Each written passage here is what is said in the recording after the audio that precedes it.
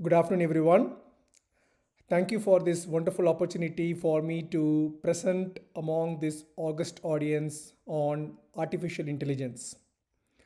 This is something very commonly discussed in many forums, at least in the past 2 years. You all know that how much artificial intelligence has occupied not only the healthcare and also in engineering, in metallurgy, in politics, and various fields. Today, being a doctor, I will try to summarize on various advancements in artificial intelligence, especially pertaining to healthcare. And I am a urology consultant, I am a surgeon. So I will bring some of my inputs from the surgery and urology point of view. I will divide my whole presentation into two halves. The first half will be very light, very good for people who don't know anything about artificial intelligence. They can learn some basics. They will get a very good take home message. In the second half of my presentation, I'm going to load you a little bit on the heavier side. So it needs some patience and you need to understand some logistics behind how artificial intelligence works. And I will try to take you to the ultimate end, what we may be expecting even in the future. Whether artificial intelligence is good or not is depends upon how you look at it. If you just take a kitchen knife, is the kitchen knife good or not? Both. We know kitchen knife how much it is useful for our day-to-day life, cutting vegetables, fruits, etc. But at the same time, the kitchen knife can take a person's life. So to that extent, based upon the person who is using the tool, it will give its outputs. To introduce, artificial intelligence is the medicine. In medicine is the use of the machine learning models to search for the medical data and also to uncover the insights with ultimate view to help improve the health outcomes and patient experiences. The artificial intelligence itself is divided into three groups, which we will discuss in detail. So in the first half of my talk, I will give you how AI can be used in diagnosis, treatment decisions, interventions, outcomes, and also in the patient follow-up. The applications of AI in medicine can be for disease detection and diagnosis. We can personalize a treatment, which means, say for example, if somebody is coming with a diabetes, a 40-year-old coming with a diabetes who needs insulin is entirely different from a 60-year-old who is coming with a diabetes who needs insulin when the 60-year-old has a coronary heart disease and also have something like hypertension, Alzheimer's disease, etc. So a doctor can't just check the blood sugar and decide the insulin level. It has to be personalized to that particular patient so that we give some wholesome care. Medical imaging analysis. This is one of the wonderful field by which the artificial intelligence has got the major input. So how this medical imaging works, say you got some sprain in your shoulder, you're going to your GP and your GP is doing an x-ray for your shoulder. And the GP checks the x-ray of the shoulder and says that nothing to worry, your shoulder looks good. How the doctor says that? Because he has seen hundreds, if not thousands, of the x-ray of the shoulders. What happens if we are able to instill a million shoulder x-ray details to your doctor? The doctor's brain is instilled with a million or billion or trillions of x-ray shoulders, which is normal, which is abnormal, which is slightly abnormal, etc. How efficient your doctor will be. That is what is artificial intelligence. Artificial intelligence feeds from millions and trillions of databases. So it comes out with a much more stronger decision of whether the x-ray is normal, whether it's abnormal, or how abnormal it is. So the efficiency in imaging will be tremendous and it will really outweigh human capability. And also it helps in drug discovery. How it works? Say for example, paracetamol. In chemical words, it is known as acetaminophen, etc. So when there is a drug, let us example say the molecule CH4 works like this. And we know the CH8, CH stands for carbon and hydrogen, say for example. CH8 works like this. We know CH4, we know CH8. So CH4 gives relief of headache. CH8 give reliefs of say nasal congestion. Then what happens to CH6?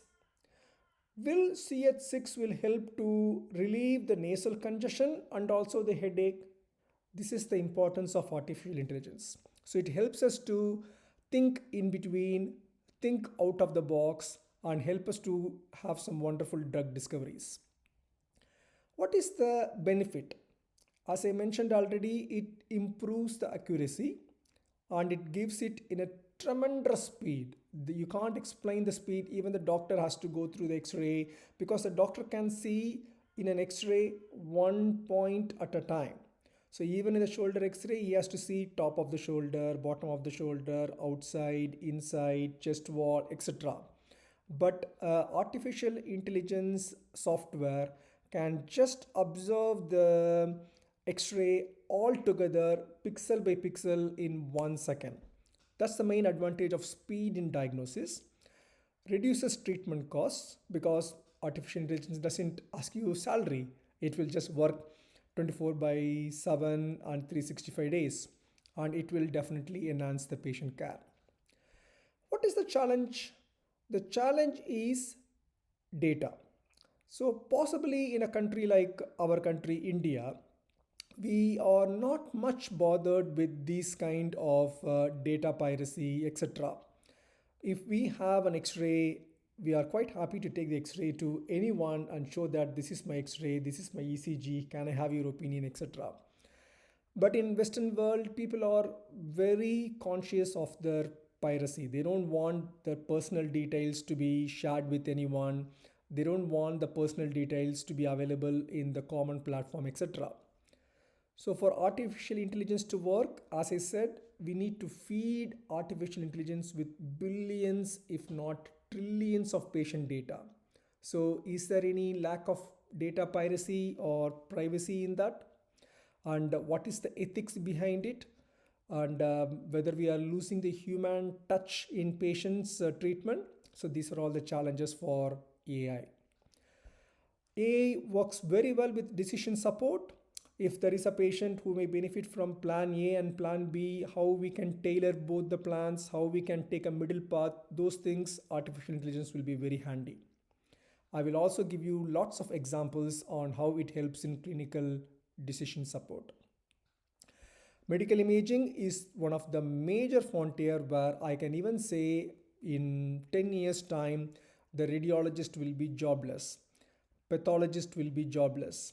So radiologist will read an X-ray or CT scan or MRI scan, and pathologist will look into the tissue removed from a person like histology and then diagnose what kind of problem is it. Is it a cancer? Is it not a cancer, etc. Those kind of image rendering or image reading, artificial intelligence can really outweigh any human power. As I said, it's useful in drug discovery and it's useful in the patient monitoring. Say for example, if you have an ICU with 20 beds, all 20 beds have very sick patients.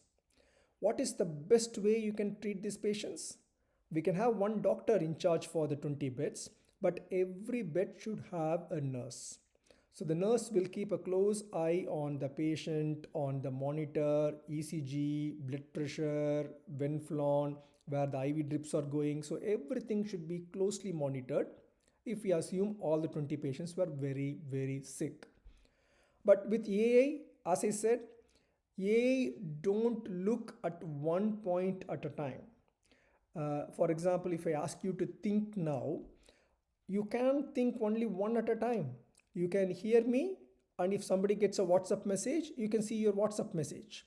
When you're checking your WhatsApp message during my talk, that particular few seconds, you will absolutely miss what I'm showing, what I'm talking. Our mind works only one at a time. But artificial intelligence, being like a mission principle, it can observe all the 20 patients in one go. It can pick two patients with ECG or blood pressure abnormality in the same second. So that's how the AI will be quite different in approach compared to our human brain. And future, there will be multiple emerging trends. The potential impact will be huge. It will change the whole paradigm. It's good for the doctors also, and good for the patients also. Now, till then, I've given you a kind of a taster. Most of you, those who don't know anything about artificial intelligence, they may have hearing it, oh, such a good thing. It has so much of value. It may influence our own life, our own healthcare in the future. But those who are already quite good in it, may have done a project or read some articles on it. Till now, there may not be anything new. You may have heard whatever you already know. Now let's go for a little bit deeper dive into the exact patient related scenarios, into the exact the places where the AI is introduced. I will take some examples from my own field, urology. Urology is a surgical field. Say cardiothoracic surgeon operate on heart, urologist operate on say kidneys, prostate, bladder, etc. It's a very innovative field. We adopt new technologies very quickly, and artificial intelligence is the next frontier technology for urology. It has the ability to perform lot of human intelligence works and can be applied to various subspecialties of urology like cancer treatment, stone treatment, andrology, etc. I'm going to take some examples from world renowned experts. The first few examples are from Giovanni Casimani. So he explains artificial intelligence by this way. I'm sure the pictures are very clear. So if you follow my arrow, early artificial intelligence is more of something like 1 plus 1 equal to 2, what calculator does, in a much more sophisticated manner, like what is 1,287,3 into 1,027,300. Calculator will struggle, but artificial intelligence can do. It is as simple as that. So from that, we have developed machine learning. So what is the difference between a simple artificial intelligence and machine learning is, machine learning has a learning component. So in a calculator, if you do one calculation like multiplication and then do another calculation like subtraction, every time the calculator works and gives you the answer. It is not learning anything. If you do 500 into 500 20 times, the calculator works the same compared to first time to 20th time. It works every time like a scratch from the new platform. But machine learning means first time if you do 500 into 500, the machine calculates and gives you the answer. Second time, if you do 500 into 500, it won't calculate because it's already done it once. So it gives you the answer straight away. It's almost like a human touch.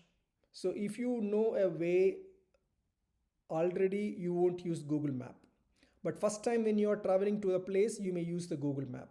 Once you learn the way, once you learn 2-3 directions, etc., you don't have to use the Google Map. So machine learning is like that. And now after 2010, we have deep learning.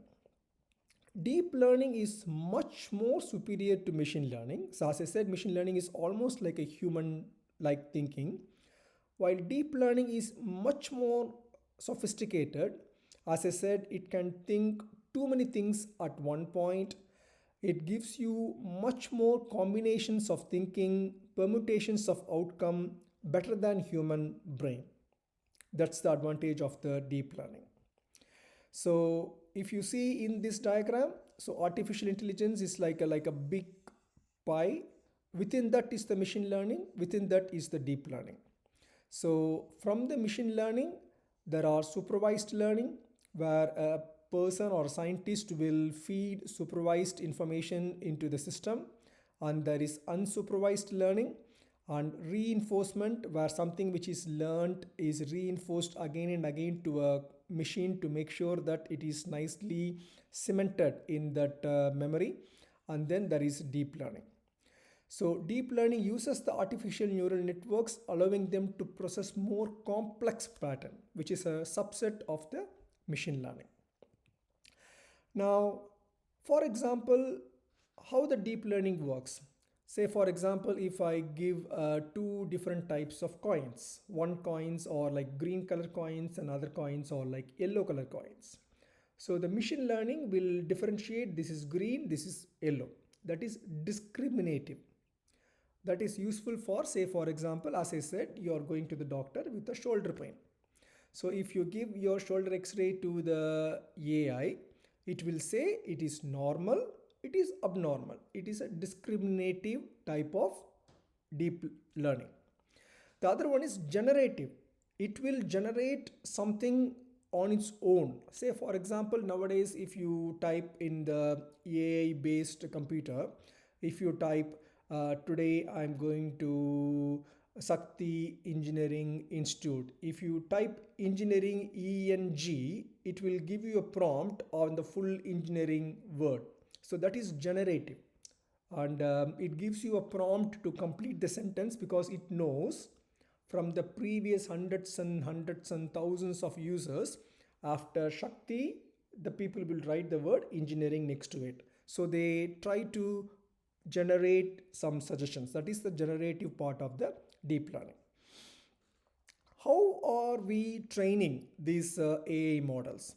So for example, first the AI models will be given lots of text-based instructions and also audio-based instructions. And as I said, your x-rays will be fed into the system, and then electronic health records will be fed into the system. All the signals, say for example, what is the meant by fracture, how a injured shoulder joint work, all the signals will be fed, all the genomics will be fed, graphs will be fed, and the patient related data alone is not necessary. The AI will have access to literature, publications, patient's clinic notes, and knowledge graphs. With all these things, the doctor can ask question answers and AI will give us the answer about whether there is a problem or whether there is no problem at all. So this is how the AI training works. So how it is applied? It can be applied for chatbots for the patients. Say for example, in the hospitals we have like a receptionist. What the receptionist to do if a patient comes and say, I've got pain in my head. So the receptionist will say, okay, you go to the neurology department, which is in the second floor in the left side. So the chatbot can be fed the same information. Where is the neurology department? Where is the orthopedic department? Where is the skin department? So the chatbot can do the same work. It can take interactive note taking. Now speech recognition is available everywhere. So it can take very nice notes. What is the difference between just a note taking and interactive note taking? Say for example, interactive note taking means if I'm saying Mr. Selvan has come to the clinic with history of right eye pain, and then Mr. Selvan will be there. So, no doctor, sorry, it's not in my right eye, it's my left eye. So what actually we need to do, when the notes are already taken, we need to delete the right eye and make it to left eye, etc. But interactive means we can say please change it to left eye. So it will go back and change the previously entered data. That is interactive note taking. Augmented procedures, I will show an example how an augmented procedure is useful. And grounded radiology report. text to protein generation, which means we are having a situation. We know this particular medicine may be useful for the patient, so we can do a tailored medicine. Text will be converted to a protein which can be used as a medicine and also used in the bedside decision support. So for example, with the help of the electronic health records, audio input and text inputs, the AI will say that this patient requires insulin. So the doctor can ask why. The AI will say to correct the hyperkalemia. So like that, we can interact with the AI, which will give us a much better, almost like a colleague-like feeling when you are doing the treatment. And similarly, if there is a joint problem, an X-ray, it will pick up narrowed joint space and osteophytes, some keywords, and it will also locate exactly where the problem is in the X-ray. Say for example, the doctor is performing a camera test through the mouth to look into the abdomen or into the stomach. So this is the picture. So this is the stomach, but here there is something very odd looking thing which is not supposed to be there. So if the doctor asks explain the object appearing on the left of the screen, the AI will explain that it is a aorta, which means the stomach has got some communication with aorta. It's an aortoduodenal fistula. It's quite a life-threatening disease. So all kinds of diagnosis can be done by this augmented procedure. So the doctor may have seen only one patient in his life, but AI, we can feed trillions and trillions of patient data. It's obviously has more brilliance now. And this is what I said is the augmented note taking, where if a doctor is taking some notes, dictating, it will take the voice inputs, it will prepare a big amount of notes and then give you a small summary. End of the day, we should need a small summary so that it's easy to store with the patient and patient can take it for his reference. So this is a very good example. If you see Chat GPT-4 is asked to read this transcript between the patient and clinician. So doctor is saying, please have a seat, Meg, and then the patient is saying an answer, and then the clinician is asking a question. So like that, they have discussed maybe for 10 to 15 minutes, and ChatGPT given a nice summary of what happened in just 1 second. So a patient is a 24-year-old female with history of anorexia nervosa. What is the problem? What is the differential diagnosis? What may be the outcome of it? Everything can be done in a matter of seconds. So usually what happens, say for example, we are getting a symptom of the shoulder pain. So let us take the same example. What we will do, don't know whether the shoulder pain is bad enough to go to a doctor, and is it bad enough to go to an orthopedic specialist. So this we usually Google it, and the Google will say something like you may be having a muscle sprain, so nothing to worry, etc. So it ends in self-diagnosis, skip the medical consultation, and also self-treatment. This is a simple things, but the AI will give much more awareness into the problem. It will help you to refer to the correct clinical specialist if needed.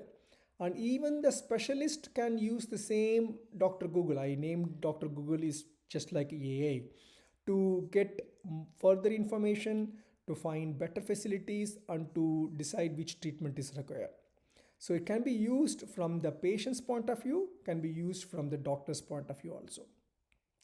The next few slides I take from a scientist known as Peter De Becker. He's a PhD scholar, done some wonderful work in artificial intelligence, and following slides are from him. So in surgery, fortunately, even though we do complex surgeries, heart surgeries, brain aneurysm surgeries, cancer surgeries, etc., everything is dependent on the computer vision. So what Peter and his team have done is they have rendered that computer vision to be assimilated and absorbed by the AI. So AI will see what the surgeon is doing and will help the surgeon to improve his techniques further. Say for example, in this video, what you are seeing is this is the actual surgical equipment. So when the surgeon is doing the equipment, every equipment is color coded, and you will see how the color coding helps to see the movement of the equipment. And AI will look the equipment like this, like blue, orange, and green. So I'm running this video. If you see here, when the surgeon is moving, when a particular equipment is moving, the color coding will tell us which equipment the surgeon is utilizing, and AI will read that equipment in a kind of a color coded environment. This will help us to improve the surgeon's movement. Say for example, in this video, on the left side, the surgeon is taking a suture, but when he is doing this suture, he has taken the needle outside the field of view. It is quite dangerous, because when he is taking the needle outside, he may injure maybe a blood vessel or a nerve which is present not in his field of view. So the AI will read the same things in this kind of color coded one, and it will feed back to the surgeon what ways the surgeon can improve his surgical efficiency. And this is another thing. Say for example, if I am doing a complex surgery, I need an assistant who is also should be a doctor, and that particular doctor is maybe in a training, so he will be learning from my steps. I will be teaching them, okay, when you come to this position, make sure you don't cut that nerve, make sure you don't cut this blood vessel, as simple as that. But sometimes if there is any bleeding, that assistant doctor will use a suction equipment to suck the bleeding or excess of water to make my vision is clear. Now, how that doctor works, the doctor has to see where the blood or liquid are there, take the suction equipment to that place and use the suction. The same thing AI can do. It is known as autonomous suction to clear the surgical field. So the AI will work as our surgical assistant. Say for example, I'm sorry for people who are not in the medical field, this may be sometime quite gruesome, but this is what we do in surgery every day and out. Say for example, the patient has got the bleeding, so that suction equipment what you are seeing is not handled by a human, it is handled entirely by the artificial intelligence. And if you see, it just traces the blood and tries to clear it till the last drop. So we are almost replacing the need for an assistant. And it works by recognizing the equipments. Say for example, if 10% of the pixels were orange, and then that particular equipment is a monopolar curved scissor, and if there is something different like a black, it is a different one. So every equipment can be learned like this. And the machine learning, say for example, this is the feature engineering. Every equipment, it will learn, it will detect the edge, it will detect the number of triangles there, and depends upon the amount of orange, as I said, it will decide that okay, this is a scissor, this is a Maryland equipment, this is a needle driver. So this is what is machine learning. So the machine learns from the picture what is the equipment, and it will help us to learn the surgery better. Deep learning, as I said, is much more advanced. It will let the algorithm to learn by itself. So for example, if I give you a book, one person will read the book and understand, now I understand how this computer works. But the same book read by another person, they may read it differently, they may read it much more thoroughly, and can say, now I can even dismantle a computer and assemble it together. That is deep learning.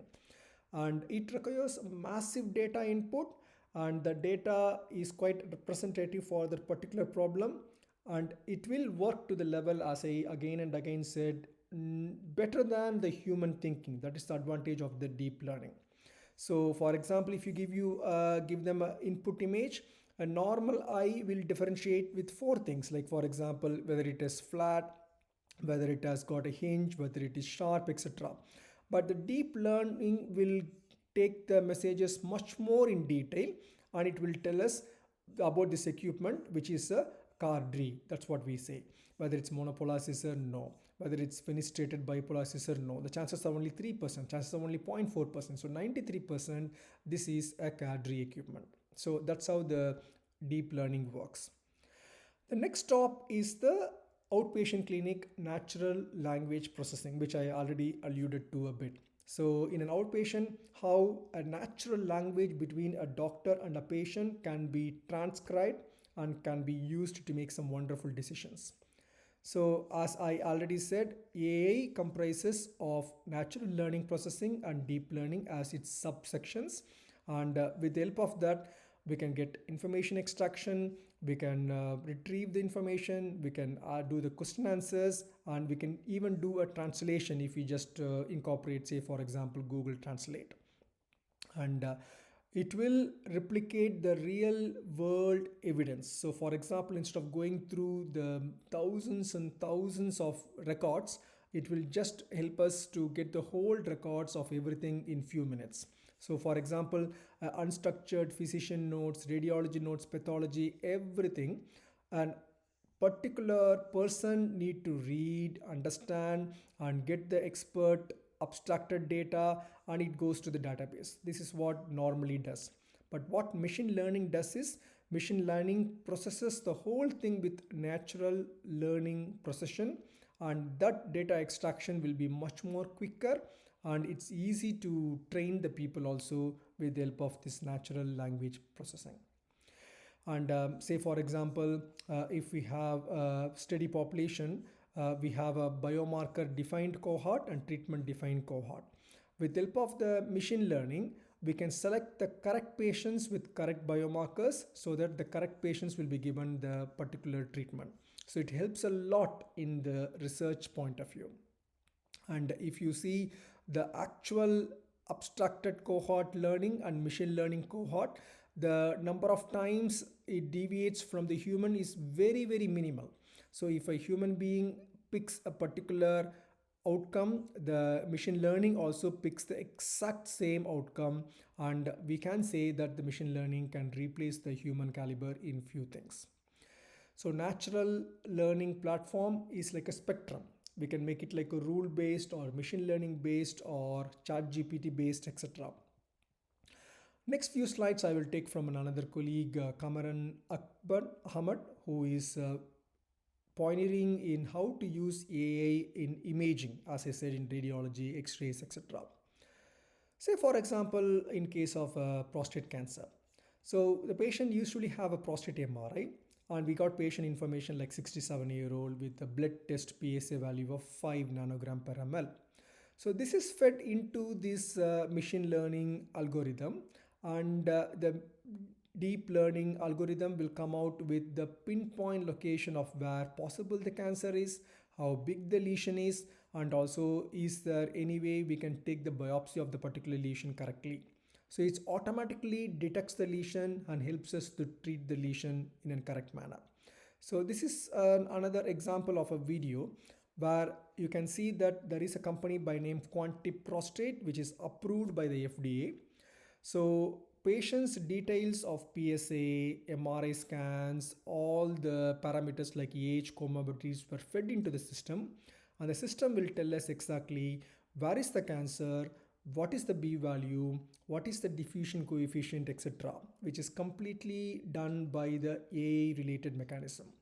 So it gives you a value that this patient has lesion at this place and this place has to be biopsied, which we can discuss in our multi-department meeting. We call it as MDT, and in the department meeting we can discuss about further need for the biopsy or further need for surgery, etc.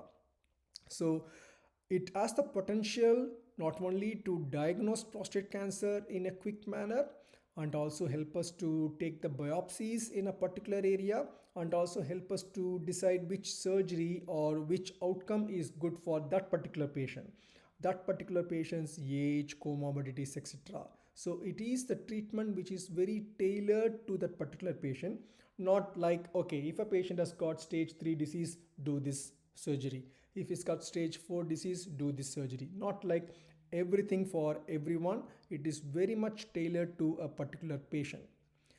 So AI is a very powerful tool. It can revolutionize the field of urology, healthcare. It will provide more accurate and efficient personalized care. It can be applied to different domains like stones, cancers, etc. It has the potential to impact the urology in the near future as more innovation and research is happening. Thank you very much.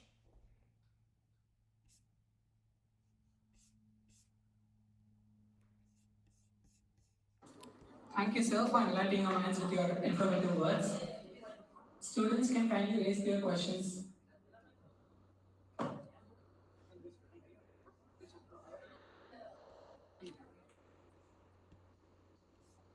Sir, I have a doubt. Yes, ma'am. Will AI replace medical coding in future? Yeah.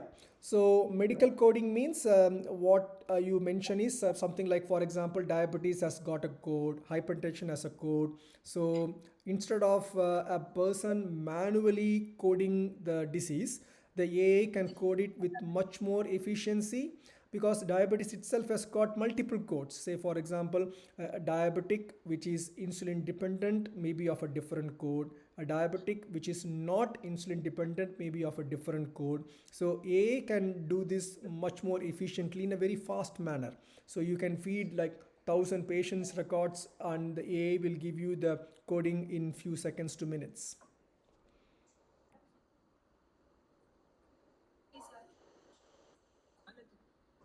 Okay, sir, I got it. Any other questions? Sir, I have a question to ask. Recently, AI is widely used in case of surgeries, like robotics are mainly used in surgery.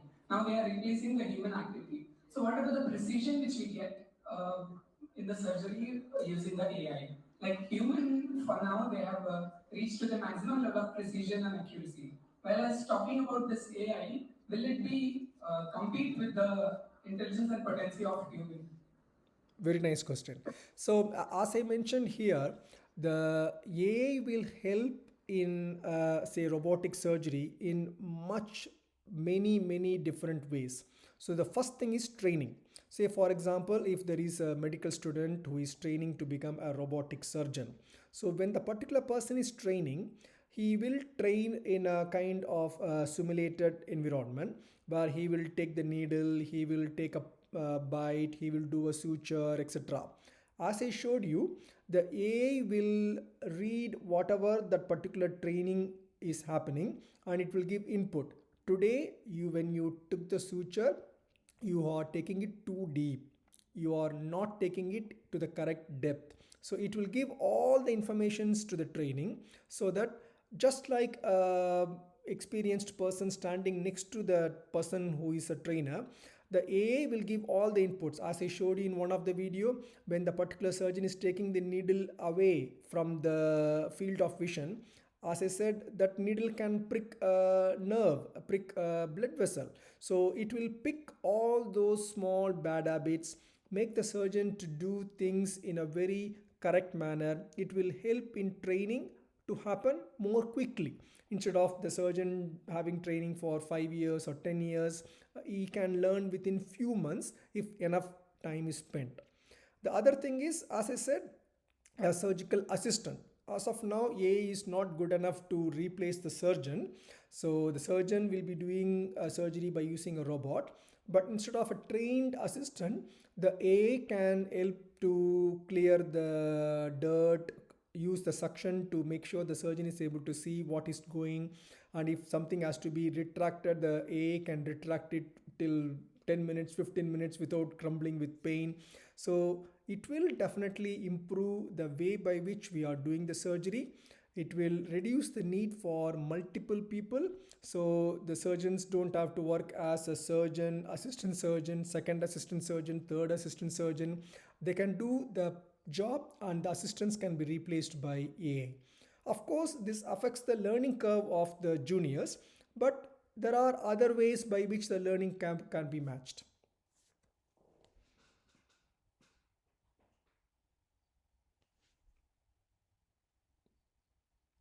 Any other questions? I think it's muted.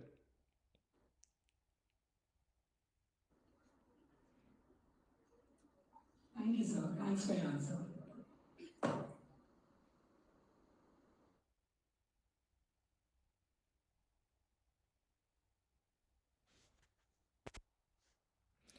Thank you very much for the Thank you. opportunity.